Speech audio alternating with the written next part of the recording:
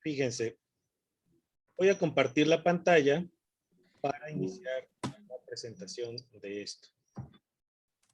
Una de las cuestiones que le dan cauce, digamos, a la investigación estadística es cómo construimos información que tenga tres características fundamentales, ¿no? Siempre cuando uno va a generar un dato, una información, un análisis, lo que sea, la cuestión que se plantea es en tres sentidos, ¿no? O con tres objetivos. Describir qué es lo que tenemos en el entorno, explicar eso que estamos teniendo en el entorno y luego interpretar, ¿no? Es decir, hay una cadena de la investigación que va de la descripción a la interpretación.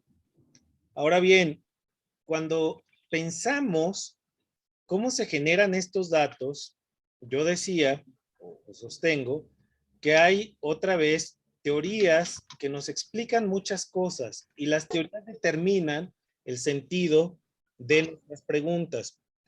Por eso cuando uno va a hacer un análisis de la estadística respecto de lo que tenemos como interés en nuestro entorno, ya sea entorno profesional, ya sea entorno, digamos, científico, académico, lo que nos debe llevar, lo que nos puede ver, les encargo por favor no puedo silenciar acá. Bueno, les decía entonces que tenemos una aproximación que nos va llevando poco a poco al desarrollo del conocimiento que tenemos en el entorno y respecto al cual construimos a partir de la aplicación del conocimiento y la generación de las estadísticas. Entonces, lo primero que hay que entender cuando uno inicia una investigación es que hay dos que se van construyendo y que se van analizando. Estos dos conceptos, o estos dos tipos de conceptos, mejor dicho, son los conceptos teóricos y conceptos que se refieren a lo empírico. Hay toda una discusión epistemológica en torno a esto y yo estoy reduciendo casi a nivel de lo absurdo, ¿no? Pero esta simplificación resulta siempre pedagógica. Cuando nosotros trabajamos o nosotras trabajamos en el conocimiento de la realidad, nos aproximamos a ella a partir de un conjunto de conceptos que nos permiten tener una preconcepción, ¿no? Nos permiten tener una interpretación previa respecto de qué es lo que tenemos enfrente. Entonces, podemos hacerlo a partir de conceptos teóricos. Conceptos teóricos son aquellos que forman parte de un entramado explicativo causal de la realidad. Es el mundo de la teoría. ¿A qué me refiero con conceptos teóricos? Bueno, hay algunos conceptos que son referidos o que nos describen o que utilizan un conjunto de relaciones conceptuales o de otras categorías que van integrando constructos y que nos ponen frente a la realidad para interpretarla, para explicarla, para, digamos, aproximarnos en un primer momento a ella. Este mundo de la teoría, por ejemplo, los conceptos teóricos, los podemos encontrar pues prácticamente en el mundo cotidiano de todos los días y en los cuales evidentemente hay una construcción que no está sustentada necesariamente en lo empírico de manera directa. Por eso es esta discusión. Piensen ustedes en el concepto de ángulo, ¿no? Por poner un ejemplo inicial y básico.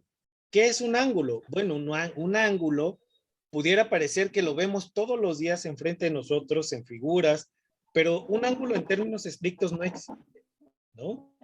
Un ángulo es una construcción mental, es una abstracción de una realidad que tampoco existe necesariamente. Piensen ustedes en la idea del triángulo. Nadie ha visto jamás un triángulo caminando. Es más, cuando vemos las tres líneas, unidas por vértices, en realidad lo que estamos viendo son tres líneas rectas acomodadas unas junto a las otras. Pero el triángulo es un concepto, no existe como tal en la vida real. Esos son conceptos teóricos y debemos tener mucha claridad cuando iniciamos una investigación con qué tipo de conceptos estamos trabajando.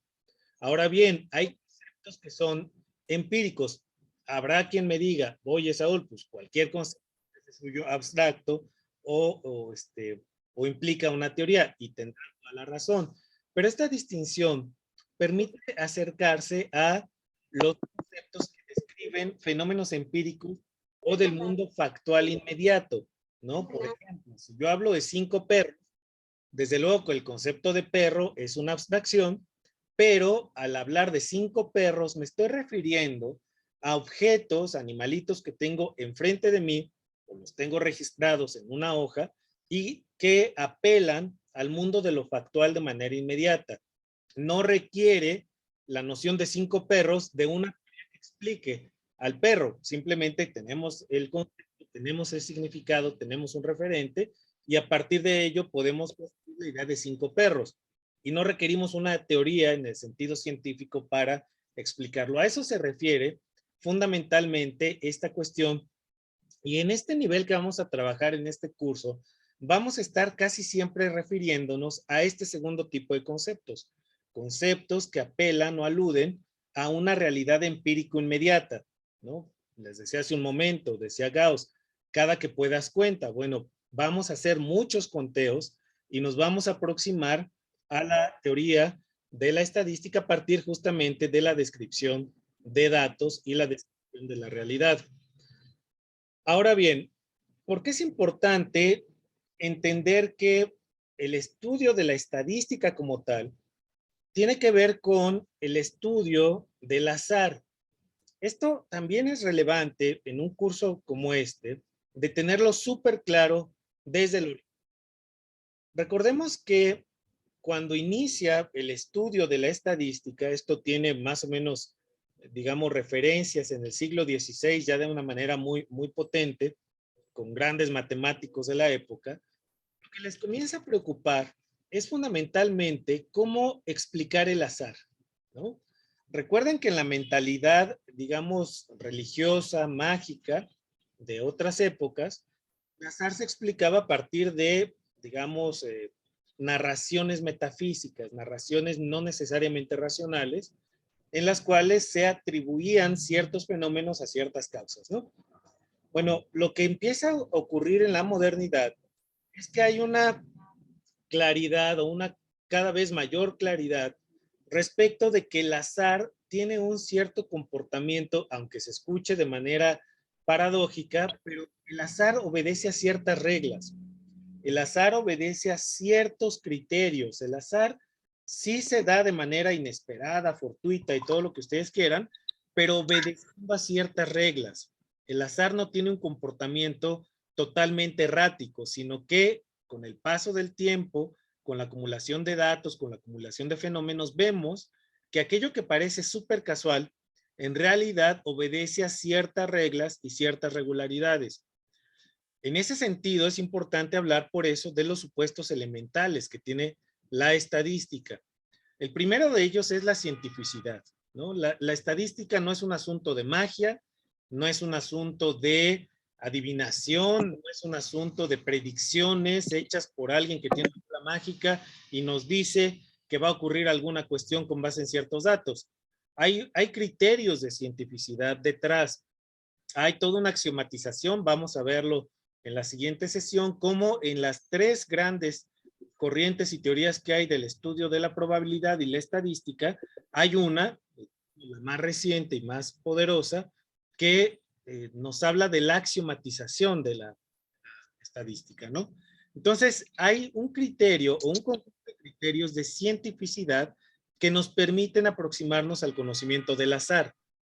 El azar, por lo tanto, que está regido por reglas, de pronto puede ser controlado, valga el término, a partir del conocimiento de las reglas que lo rigen. Y eso es lo que da origen a la estadística. Quizá les suene, quizá hasta de chiste o no sé, pero uno de los primeros grandes fundadores de la estadística, Cardano, un italiano de apellido Cardano, comienza a estudiar estadística y tiene, digamos, el origen de esta ciencia porque le encantaba jugar cartas a Cardano, ¿no?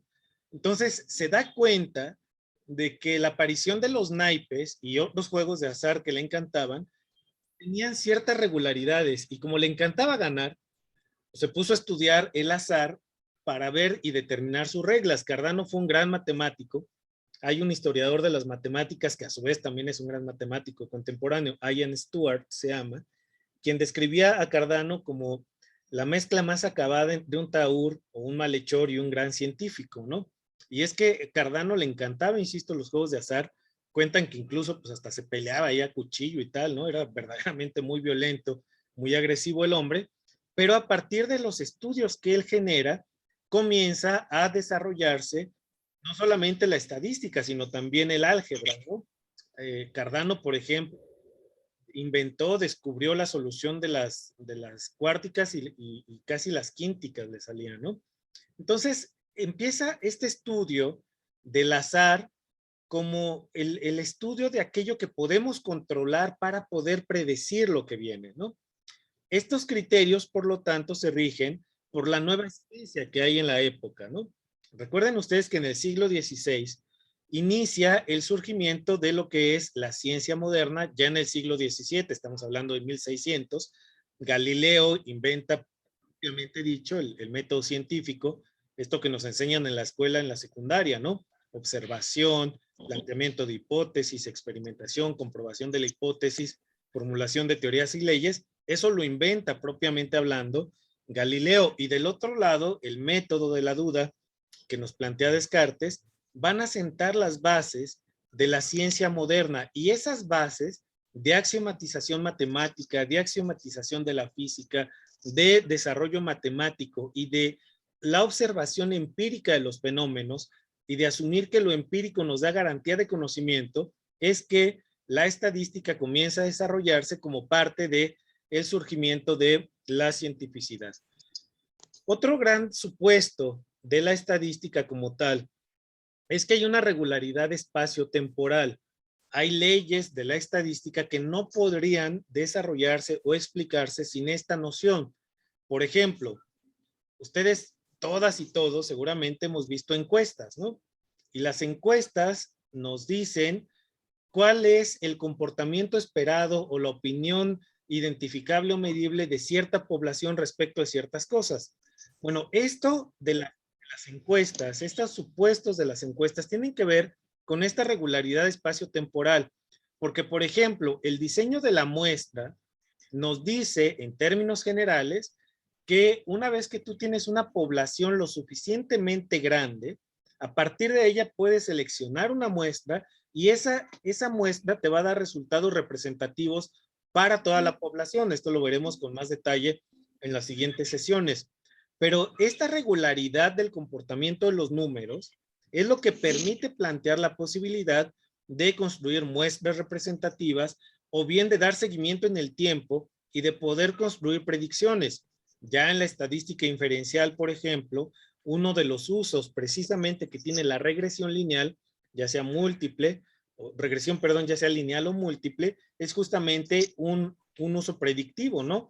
Con base en el conocimiento de ciertos cambios a partir del conocimiento de ciertas variables, yo puedo estimar con un error conocido cuál es la probabilidad de que ocurra cierta cosa o no ocurra cierta cosa. De tal forma que esta regularidad espacio-temporal es lo que permite plantear de manera general que podemos establecer a partir de ciertas leyes, reglas que conocemos, el conocimiento de lo que tenemos ahora y el conocimiento de lo que tendremos en el futuro. Por eso también se habla del criterio o el supuesto de la estabilidad de los datos. Hay una teoría de la probabilidad, que es la teoría frecuencial de la estadística, que nos dice que la probabilidad de ocurrencia de un fenómeno es asimilable a lo que ya ocurrió efectivamente en ese fenómeno. Por ejemplo, si nosotros tenemos una serie de 30 o 40 años de datos respecto de la ocurrencia de accidentes en una localidad o en una ciudad o en una entidad o incluso en un país, podemos generar un dato que se llamaría esperanza matemática, que es lo matemáticamente esperable a partir de esta regularidad de datos, y estimar con error conocido cuál es la probabilidad de que el próximo año 100, 200, 300 o 400 accidentes dadas las condiciones conocidas, ¿no? Por eso les decía, la estadística no es una cuestión de azar, no es una cuestión de adivinación. Hay una discusión siempre, ¿no? Presente, por ejemplo, con las encuestas, sobre todo las encuestas políticas, y, y, y se escucha decir a comentaristas en radio, en televisión, esta encuestadora es acertadísima, siempre le atina, ¿no? Bueno, esa noción de que le atina, pues es una verdadera agresión a las y a los muestristas y a los matemáticos y estadísticos que trabajan en estas empresas, porque en realidad, pues no es que le atinen, en realidad se trata de un buen método, de una buena selección de la muestra, de un buen control del error y de un buen procesamiento de los datos. Seguramente ya notaron que he hablado varias veces de que se intenta controlar el error. Y es que uno de los temas que efectivamente están también en las bases de la generación de conocimiento estadístico es que jamás vamos a tener una estimación 100% segura, ¿no? En la estadística siempre se asume que hay una probabilidad de cometer errores, ya sea errores de muestreo, ya sea errores de estimación, ya sea errores de procesamientos de datos, que impiden que tengamos el conocimiento al 100% de aquello que nos interesa. Sin embargo, también es parte de la potencia de este enorme instrumento que es la estadística, que nos procesa o nos proporciona herramientas para tener el error conocido. Por eso ustedes, cuando ven las encuestas, nos dicen con un nivel de confianza del 95% y un margen de error de más o menos 3%, por ejemplo, es probable que el 80% de la población vote por tal o tal candidato. Ah, bueno, eso que nos están diciendo del más menos 3, más menos 5%, implica que conoce el error de la muestra y por lo tanto nos dan una estimación, como se le dice en el lenguaje, una estimación puntual, 20%, 30%, 50%, esa es la estimación puntual, pero nos alertan hay un error de más menos 3%. Quiere decir que el resultado en la vida real puede oscilar entre 50%, 53% o 47%. Son 3 hacia arriba o 3 hacia abajo, dado que es más menos 3. Si fuera más menos 5, 5%, 45%, ¿no? Entonces, esta idea de que podemos conocer el error, evidentemente tiene que ver con que la estadística es una disciplina que se apega a criterios de cientificidad, que se apega a estos criterios de regularidad de espacio-tiempo. Hablaron de manera genérica. La noción de la estabilidad de los datos y de las regularidades que pueda haber en los datos, porque asume que hay un error controlado y controlable, ¿no? Entonces, estas formas de razonamiento de lo estadístico que están en la base del conocimiento o la generación de cualquier análisis que vayamos a hacer, son fundamentalísimas de tenerlas totalmente introyectadas y entender que aquello que sabemos, que aquellos datos que llegamos a construir, que aquella información que llegamos a generar, va a tener siempre un error implícito en el propio diseño de la muestra, en la propia elaboración de los datos, pero que ese error es controlado y que al momento de presentar nuestros datos, nosotros debemos reportar esos criterios de error. Cuando se hacen, por ejemplo, contrastes de hipótesis, también lo veremos en su momento, lo que nos encontramos es justamente que esos contrastes de hipótesis nos permiten aceptar o rechazar esa hipótesis con ciertos márgenes de error. Por eso vamos a ver en algunos momentos en los cuales en el análisis estadístico se habla del error tipo 1 o del error tipo 2, es decir, aceptamos una hipótesis cuando en realidad era equívoca o no era totalmente sustentable o sostenible estadísticamente hablando, pero ese error está conocido, está controlado y sabemos que puede ocurrir. Puede haber el error tipo 2, es decir, rechazar una hipótesis cuando en realidad era falsa, ¿no? Entonces, vamos a ir viendo y desglosando todos estos conceptos, pero que son fundamentalísimos casi esto que tienen en la pantalla es una especie del ABC de los criterios elementales que uno debe introyectar cuando va a hacer análisis estadístico. Ahora bien, voy a cambiar de diapositiva. Y a ustedes quizá les parezca tremendamente extraño en un curso de estadística básica encontrarse con un modelo de argumentación. ¿Por qué decidí presentarles esto de este modelo de argumentación? Hay muchas teorías del discurso, hay muchas teorías de la argumentación. Quienes sean abogados, saben que hay un debate intensísimo de Atienza, de Tolmin, de Dugendrost y otros más, que discuten y proponen un conjunto de principios de argumentación respecto de lo que es la realidad. Este modelito de Tolmin a mí me parece muy poderoso porque permite pensar justamente cómo es que construimos argumentos en nuestra vida cotidiana. La estadística, la generación de datos o información de calidad, es fundamentalísima para la construcción de cualquier tipo de argumento que queramos dar en torno a la realidad en el mundo de la vida cotidiana, en el mundo profesional en el que ustedes quieran. Por eso quise mostrarles este modelito de argumentación que es muy sencillo y a la vez implica una enorme complejidad. Esto es una teoría que desarrolló.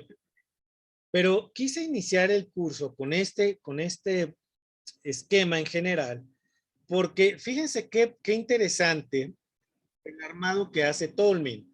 Prácticamente cualquier persona que conozca de teorías de la argumentación va a tener más o menos claridad de esto, pero también tienen claridad, o seguramente han escuchado, que hay una serie de preguntas básicas cuando alguien habla en público, presenta como argumentos y frente a esos argumentos, pues evidentemente surgen preguntas.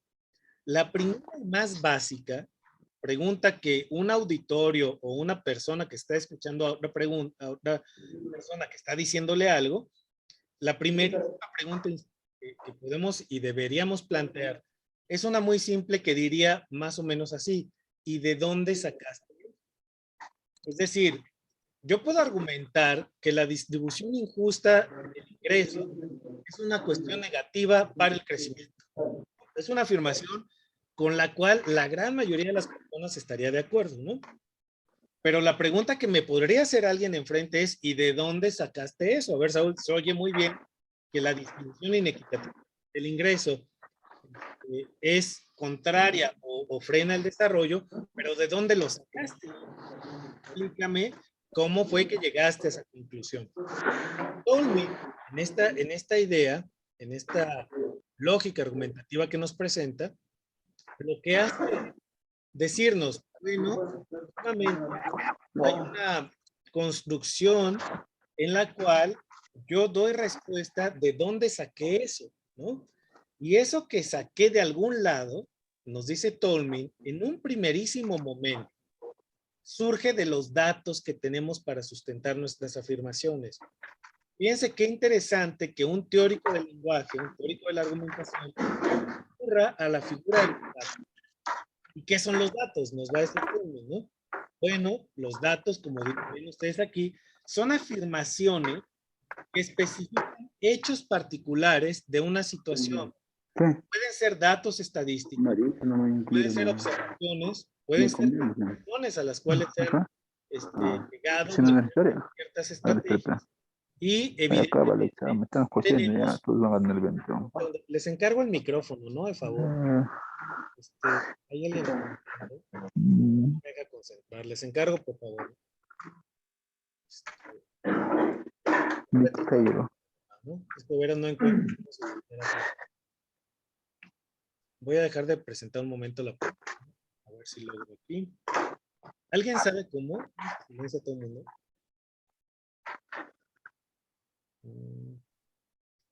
En la parte de seguridad están las opciones de poder inhabilitar. Ah, ya encontré acá. Si le das en participantes, también ahí te puede dar la posibilidad, si tú eres anfitrión, de silenciar a todos. Perdón, de participantes. Si en participantes, si tú eres el anfitrión,